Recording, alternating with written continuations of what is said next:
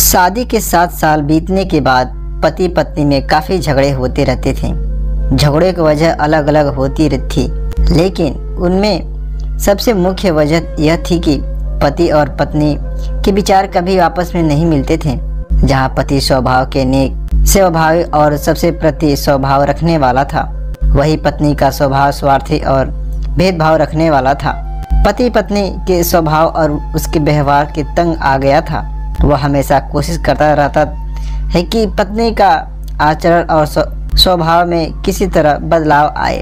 पत्नी अपने ससुराल साइड के रिश्तेदारों के साथ कभी सीधे मुंह बात ना करती। कई लोग उनके खराब व्यवहार के कारण नाराज हो जाते, लेकिन पत्नी उसकी भी परवाह नहीं करती। पति को इस बात से काफ़ी दुख होता है कि उसकी पत्नी उसके कितने विपरीत क्यों है। परेशान हो चुके पति ने अब खुद ही परिस्थितियों में सुधारने का मन बनाया और एक प्लान बनाया।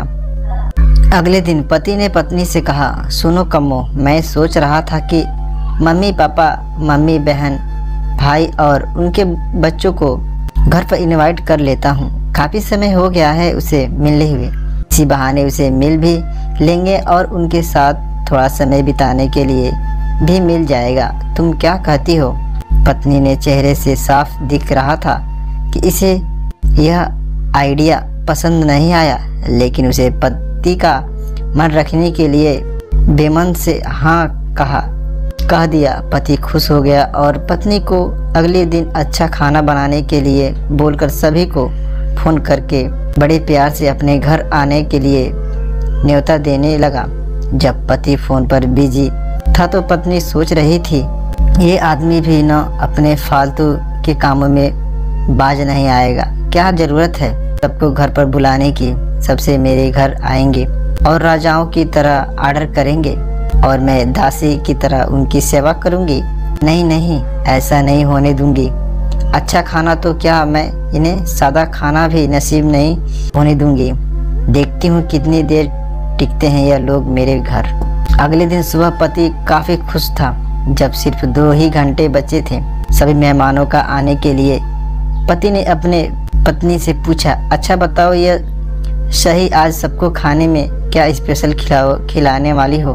पत्नी मुंह बनाते हुए बोली, स्पेशल खाना क्यों?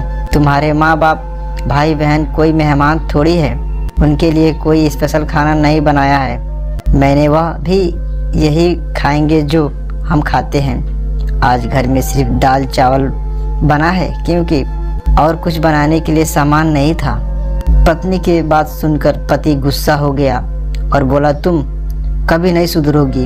अगर घर में सामान नहीं था तो मुझे एक बार बता दिया होता, मैं बाजार से जाकर उसे ले आता, लेकिन कुछ ढंग का तो खाना बना लेती। अब सिर्फ 1 घंटा बचा है और अभी आने वाले हैं। मैं क्या करूं? मैं क्या मुंह दिखाऊंगा? तुम ही रहो और यहाँ मैं तो जा रहा हूँ, उनके जाने के बाद ही वापस आऊँगा, कहकर पति घर के बाहर चला गया। पति को जब तक पति के बातों का कुछ फर्क नहीं पड़ा था तब तक मेहमान घर पर नहीं आ गए, और जैसे ही सब मेहमान घर पर आए तो पति के होश उड़ गए, क्योंकि भाई बहन, माँ बाप और बच्चे को उसके पति के सौदे वाले नहीं बल्कि खुद उसी के थे। यानी कि पति ने अपने माँ बाप को नहीं, अपने ससुराल वालों को खाने पर इनवाइट किया था। पत्नी अब काफ़ी परेशान हो गई, क्योंकि अपने ससुराल वालों को परेशान करने के लिए ना सिर्फ उसे सादा खाना बनाया था, बल्कि खाने में ज़्यादा नमक और मिर्च भी डाल रखा था। अपने माइक्रो वाले को सामने देखकर पत्नी हाथ मलने लगी। थोड़ा सोचने के बाद पत्नी ने अपने पति को फोन मिलाया और कहा, सुनो, मुझे पहले क्यों नहीं बताया कि मेरे मम्मी पापा, भाई बहन आने वाले हैं? तुम पहले बता देते तो मैं अच्छा खाना उनके लिए बनाती। पति ने कहा, मैंने वही बताया जो मैंने मानता हूँ। मैंने कभी तुम्हारे परिवार वालों को पराया नहीं समझा और तुमने कभी मेरे परिवार वालों को अपना ही नहीं माना, और मैं जानता हूँ कि तुमने यह सोचकर कि मेरे मम्मी पापा और भाई बहन आने वाले हैं जानबूझकर घटिया खाना बनाया। अब तुमने जो किया है उसे तुम खुद ही भुगतो। मुझे पता है तुमने मुझे इसलिए फ़ोन किया होगा ताकि बाहर से खाना मंगवा सको, लेकिन मैं ऐसा नहीं करूँगा ताकि मुझे तुम्हारे किए की सज़ा मिल सके। इतना कहकर पति ने फ़ोन काट दिया।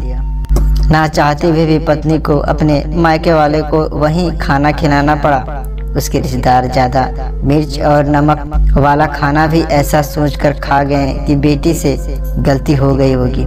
लेकिन बाद में जब दामाद ने सारी बात उन्हें बताई तब उन्हें बहुत शर्मिंदगी हुई और कभी उसने बुरा बर्ताव के लिए डांटकर उसने नाराज होकर चले गए। दोस्तों, हमारा वीडियो कैसा लगा हमें कमेंट में जरूर बताइएगा। अच्छा लगा चैनल को सब्सक्राइब करिए। मिलते हैं नई वीडियो में। बाय दोस्तों।